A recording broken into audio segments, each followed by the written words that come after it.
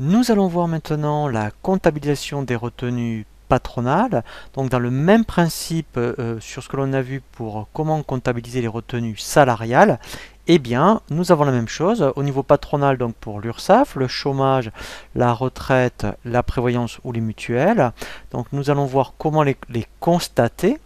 Et ensuite, une fois qu'on aura bien constaté toutes les cotisations sociales, nous allons voir comment procéder à la comptabilisation du paiement du salaire et également ensuite des charges sociales. Alors ensuite, nous verrons dans un autre chapitre bien, tous les cas particuliers, comment notamment saisir des acomptes, des saisie-arrêts, des frais de remboursement de justificatifs professionnels, des indemnités.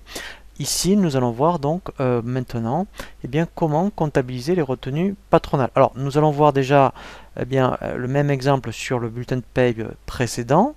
Donc, vous voyez ici comptabiliser cette colonne. Vous voyez donc la part patronale. Donc là, quand on fait la somme de tout ce qui est sécurité sociale, ça va représenter 283,68 €. Alors, quand vous le ferez, il faudra bien aussi, donc en fait, la somme de tout ce qui est sécurité sociale, de tout ce qui est maladie, vieillesse, donc en fait, la même chose qu'au niveau salarial qu'on a vu. Vous voyez, les mêmes cotisations, sauf que là, c'est la colonne patronale. Il faudra ne pas oublier d'enlever la réduction Fillon. Voilà, et donc nous allons additionner la sécurité sociale. Après, on fera donc qui va comprendre également Pôle emploi. Nous allons faire la même chose pour les retraites, la même chose pour la prévoyance. Et quand on fera la somme de tout, au niveau du journal, on devra bien retomber sur 401,34 €. Alors, on va voir donc comment le comptabiliser maintenant sur EBP Compta.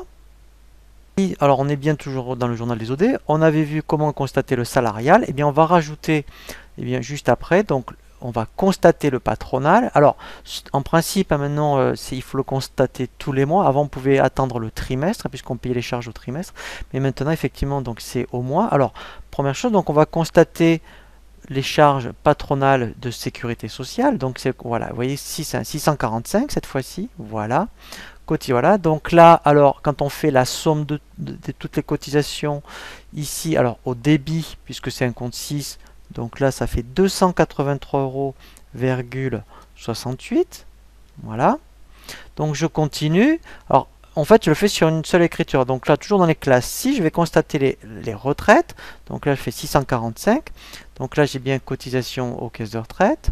Voilà. Alors là, il faut changer le libellé. Il faut bien mettre cotisation retraite. Voilà. Donc là, en fait, ça fait 100,48 €. Voilà. Ensuite, on va constater les prévoyances. Donc là, c'est toujours pareil, 645. Voilà, donc là, c'est voilà, on va prendre mutuelle. Voilà, donc là, je change, je vais bien mettre mutuelle. Voilà. Donc là, en fait, ça fait 17,18 €. Et donc, en fait, après, vous voyez donc le solde, vous voyez, ça fait bien 401,34 €. Donc c'est bien ce qu'on avait vu au niveau du bulletin de paye pour tout ce qui est cotisation patronale. Et donc la contrepartie, comme ça en plus on aura bien ici, voilà, donc c'est les mêmes comptes, ici le 431. Donc il faut rappeler de nouveau le 431. Voilà. Et là, en fait, pour 283,68 €. Comme ça, quand vous allez faire le chèque à la sécurité sociale, ça sera la somme des 313,28 € plus les 283,68 €. Donc là, je continue.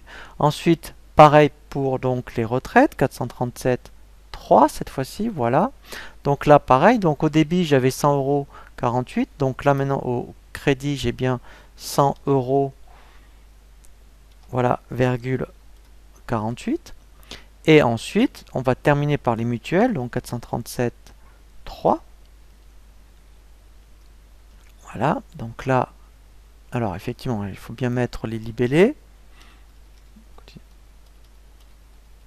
Voilà, donc là, ça sera pour 17,18 €. Voilà. Et là, en fait, voilà. Donc là, mon journal est bien équilibré. Voilà. Et là, maintenant, donc j'ai bien constaté mes charges salariales. Là, j'ai constaté mes charges patronales.